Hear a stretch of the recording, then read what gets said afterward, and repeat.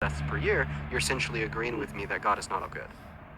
No, so I agree with what you were originally saying. Yes. So you did say it's good. You also said that ethnic cleansing is sometimes justified, and if God told you to kill an infant, you do it. Let's just go ahead and take a look at another problem. Do you think that slavery has always been wrong? Yes, I do agree that. Oh, okay. Well, you see, that's what I'm saying, bro. You're mixing up time period, timelines with different deities, with different understanding. It's like a jumble here. But yes, slavery, because of our current understanding of how things work, is wrong. Okay, Yes. so do you think that owning people as property for life and beating them as a punishment as long as they recover in a couple days is wrong? Are you talking about the Old Testament? Yep. Yeah. So again, now, so it depends on how you perceive things, how you interpret things. I'll give you right, the for definition sure. of slavery in accordance with the Bible. So, I mean, this is all going to be sourced from Leviticus 25, verses 44 through 46, as well as Exodus 21, verses 20 through 21. Right? We could define a slave as a non-Israelite that was owned as property for the entirety of their life and beat at the commandment of their of their quote-unquote master as a punishment as long as they recovered in 3 days, right? And my simple question to you is, during the times of the Old Testament, do you think that this was morally justified?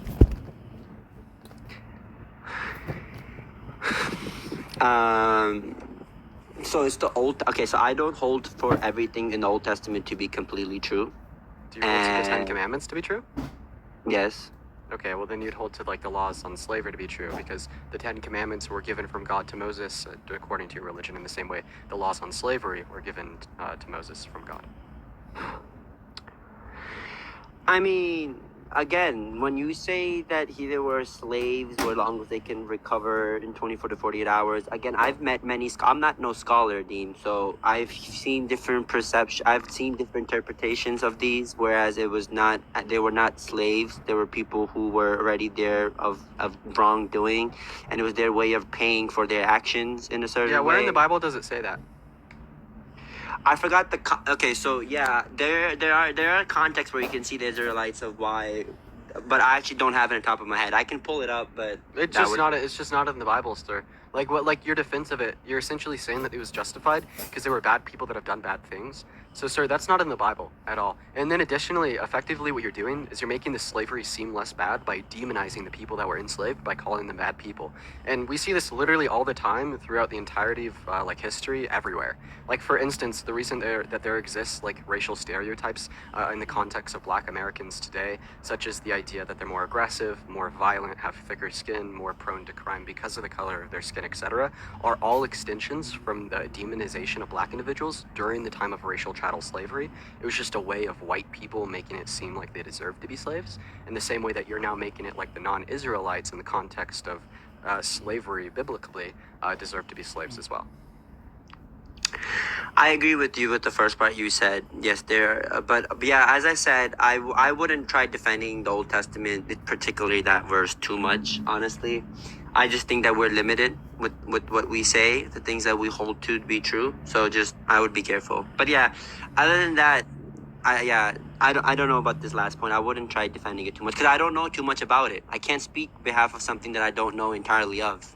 I would be, Okay, so let's just go ahead and catch up to see where we're at so far in the debate.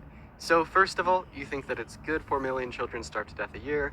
You think that ethnic cleansing is sometimes okay. If God commanded you to kill an infant, you do it. And you don't know if owning humans as property for life and beating them is wrong. So I appreciate you for going over those 4 points with me. Do you particularly have any evidence that the Christian God exists? We have not talked about that yet. Bruh, why you have to break it down like that? But evidence is you and me. The world that we see, the creation itself. That's the biggest evidence you can ever get. How so? How so? What do you mean, how so? Yeah, how is our existence evidence of the Christian God? Can you give me the argument? See, because that's just a claim. But now give me the argument for that claim. You know, it's God is the necessary independent beginning of all. Yeah, so that's another claim. Please give me the argument that God is the necessary cause of all.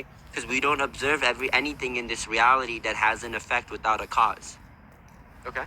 Well, actually, we do. We had observed, like in the context of quantum mechanics, particles popping in and out of existence, as well as the electromagnetic magnetic like wave frequencies just existing in the context of quantum fields without a cause. Like that's just going to be like a law that apply to like general physics. But as soon as we start talking about quantum mechanic physics, that's not necessarily true.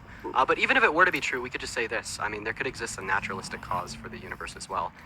In the same way you're positing a theistic cause of an eternal God that had the desire for life, we could just simply posit, well, an eternal set of fundamental particles in which had the properties necessary for life.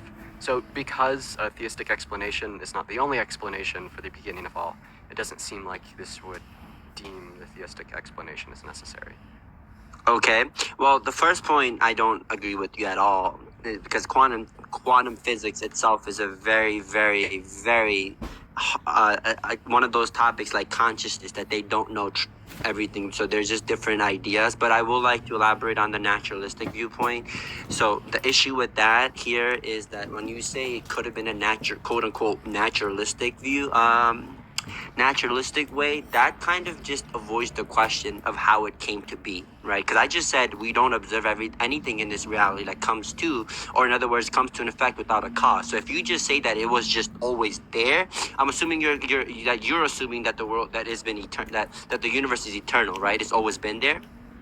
So no, we particularly make the assumption that this fundamental set of particles is eternal in the same way your God would be eternal, right? So it's just the same presupposition. But to further expand, it's not necessarily dumb. I mean, we could also posit some immaterial cause outside of the context of the universe that doesn't Where have are all these the same fundamental presuppositions. particles? Can we observe them?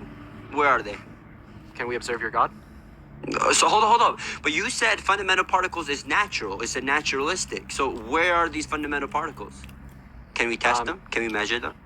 We can't test or measure or see them in the same way we can't test, measure, or see your God. You just call them magical, bro. Wait one second, sir. You're critiquing this naturalistic worldview by calling it magical, bro. You are a Christian. You literally fucking believe in magic. I have a question, sir. When Jesus, one second, sir, I have a question. When Jesus rubbed dirt on the eyes of a blind man and made them able to see, was that magic by definition? It's God.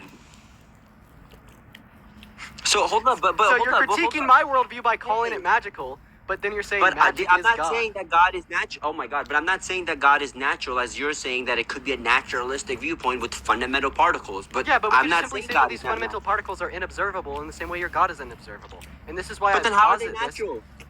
Wait, are you saying that all things in which are natural have to be observable? Yes, anything that is natural and that is within this reality is observable. Wait 1 second. Yeah, is the Big Bang theory a naturalistic theory of the existence of all? Can we observe the singularity? Whoa. The Big Bang never talks about the singularity. The Big Bang is everything would start from a singularity. Also, in the context of a black hole, right, can we observe the singularity of a black hole? No, we can't. Does that mean that the singularity of a black hole is not naturalistic? No, we're just particularly showing how something could be naturalistic without necessarily being observable. Yes, but the Big Bang. But then additionally, here I'll just offer another critique that will probably make more sense and get past a lot of this discourse. So there's this thing called Occam's razor. So essentially, what Occam's razor is it says the more simplistic something is, the more improbable it is to occur. And when we're talking about simplicity in this philosophical context, we're basically just talking about how many things we need to assume to be true in order to explain a data set. So now we're going to use Occam's razor to see if your theistic model of how the universe came to be... One second, sir. If we're going to use Occam's razor to see if your theistic explanation for the universe is really as probable as you think it is. So we're going to be looking at the data set of the universe, and let's find what the most simple, therefore the most probable explanation is. We are going to be comparing your theistic model of your God, this all-knowing, all-powerful, all-great entity, to a theistic, but slightly less powerful, slightly less all-knowing, slightly less all-good deity, right? We're going to assume that this, this God number 2 is not all good, not all powerful, not all-knowing, right? This God number 2 is just eternal, and this God number 2 just possessed the desires to make the universe. Right? You have to assume a lot less to be true about God number 2 right? And therefore, in obedience with Occam's razor, it's more probable to explain the data set of the universe, right? So we could essentially rule out the idea of the Christian creator as being the cause of all in obedience with this. Okay, so would you hold for the Occam razor to be true for the second God being more probable if the day of judgment is also to be real? I don't otherwise think that the the- Day of Judgment would have any relevance in this 'Cause conversation. it kind of is, because if afterlife, if you do believe that the day of judgment is real and there is going to be something after we die from this experiences that we are, that wouldn't make sense for a God that's not all good and is somewhat Bro, evil. it's literally just more probable by definition. For you to say it doesn't make sense, well then How your is it God would have to make justified less to sense. throw us in hell and heaven then if a God Wait, itself- I don't think that your God creating makes sense. Do you want to go through that? I don't think that the Christian God could create. Why not? Is your God perfect? Of course. Right, is anything more desirable than perfection?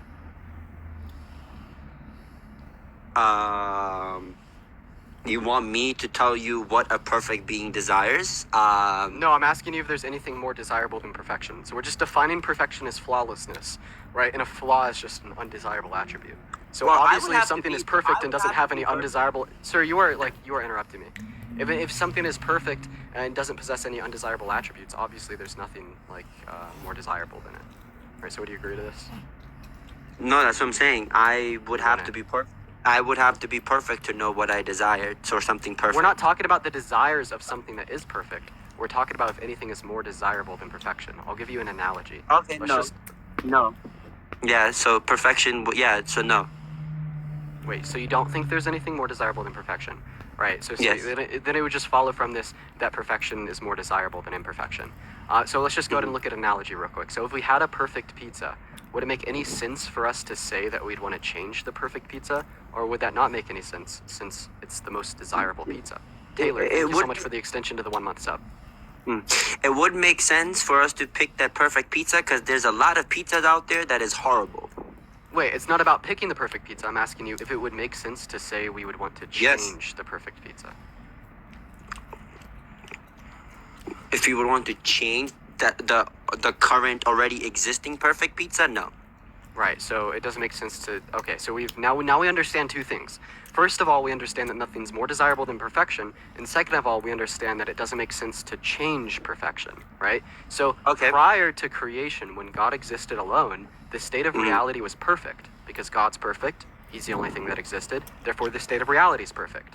Right. So therefore, we could say there's nothing more desirable than the state of reality when God existed alone, and it wouldn't make any sense to change that perfect state of reality.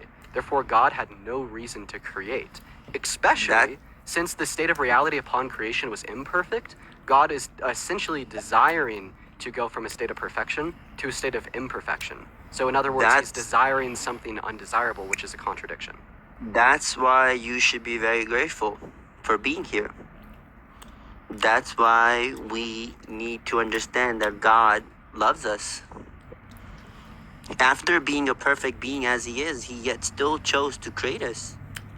Give us yeah, so experiences but we have. what we're particularly showing here, in the same way where it doesn't make any sense to say we'd want to change the perfect pizza, it wouldn't make any sense that we'd want to say we'd want to change the state of reality prior So, to creation. okay. But if you're saying, well, God did desire to create, well, then you're saying that God desired to go from a state of perfection to a state of imperfection. So God desired something undesirable. You literally can't desire something undesirable. That's a contradiction. And since God is Hey. held by the laws of logic, and God can't make contradictions true, this show that it's impossible for God to create under your worldview. So we know that Cool. God didn't create That's under your great, worldview. man. So we know that the Christian God doesn't exist because the Christian God reduces down to a contradiction. We can't comprehend, conceive of contradictions, and on top of that, they can't be true. So Oh my necessarily, the Christian God's existence is He's false. too fast. But no, but what you're missing is this. When you had asked me, does it make sense to change that perfect pizza to not being perfect? However, what you forgot to mention and to consider is that you can change that perfect pizza of pepperoni thin crust pizza by adding just another topping and still being perfect. And that's what we just are. Okay, so you're saying that God plus creation is perfect? So you're saying that the state of reality right now is perfect. So slavery, all things considered, is perfect. Adult men being attracted to 3-year-old girls is all things considered What the perfect. hell? Okay, so okay, by the way, I've never met any men who are interested in 3-year-olds. So God knows what's going on there. And by the way, by the way, pedophilia is a disease. It's quite literally a mental disease that you can check it out, right? There was a teacher, a very well-known teacher who was. Oh, perfect. So yeah, you're saying diseases, all things considered, are perfect. Since the state of reality right now is all things considered perfect, diseases, all things considered perfect, malaria is all things considered perfect, cancer is all things considered perfect. Thank you for making my point. But then additionally, we'll just look at this. You're saying prior to creation, the state of reality was perfect, and after creation, the state of reality was perfect. So God went from a state of perfection to another state of perfection. Yes. And I think that this would just reduce down to creation being random, right? And let me tell you why. Because if I had two $100 bills in my hand and I told you to pick a $100 bill and they were identical in the relevant sense, right? Yeah. You picking which $100 bill you wanted would be random because they're the No. exact same. No, I would pick whichever one is in better condition, so it lasts longer. Okay, well now if you're saying that the state of reality after creation was in better condition than the state prior, well now you're saying that God isn't perfect since nothing is more No. desirable. They're both perfect. They both hold the same value. $100 bills. But if you're implying that, are you implying that God plus creation? It's just is more another desirable state than of just God? It's just another state of perfection. Wait, I have a question. Is God plus creation more desirable than just God? Is God plus creation more desirable than just God? Desirable what do you mean desirable to me? Desirable to God. I mean, by definition, he desired to created it. Therefore, why we're here. So yeah. Okay, perfect. So now we're just going to run through syllogism. Earlier we agreed that nothing is more desirable than perfection, and then we just agreed that God plus creation is more desirable than just God. This reduces down to the idea that there is something more desirable than just God. So therefore, definitionally speaking, God can't be perfect. You're gonna have to actually. Sorry, I'm getting mentally drained by the way because this is too much to track. Say that one. What is that? Say that So again. earlier we agreed that there is nothing more desirable than than perfection. And we also just agreed that there is something more desirable than just God. So therefore, God can't be perfect. Why is that? Because there's nothing more desirable than perfection, and you just said there's something Yeah, but more it's still desirable than just perfection. God. Wait, Dean, I don't understand. What? Oh, you're on mute, man. I bet you got a phone call. Also, we might need to restart our stream here. I think we're gonna do that after this conversation. Oh no, he left. He left. No. No. All right, he left. Well, yeah, I don't know why he did that. So, anyways, guys, that was our first conversation of the night. That was fun, bro. I'm getting like so much better at these conversations with theists. I am really loving the debates here. This is awesome. I really wish that he wouldn't have left because he was like just in that fucking that hold. Thank you so much for the ICU. I didn't kick him. Obviously, I didn't. That was a good conversation. I was absolutely fucking dunking on him the entirety of the time. But yeah, chat, I think that we're gonna try a restart real quick. I don't know why like TikTok is limiting our algorithm. We tried a restart 2 days ago and it seemed to kind of work. Yeah, I bet he got a phone call. So I won't say that he left. But anyways, guys, so yeah, we're gonna go ahead and hit a restart real quick, y'all. So all 1.5 thousand of you guys, just click on my profile. I'll be right back. We're just doing a restart because I don't think my live is sending out. I'll see y'all very, very, very shortly.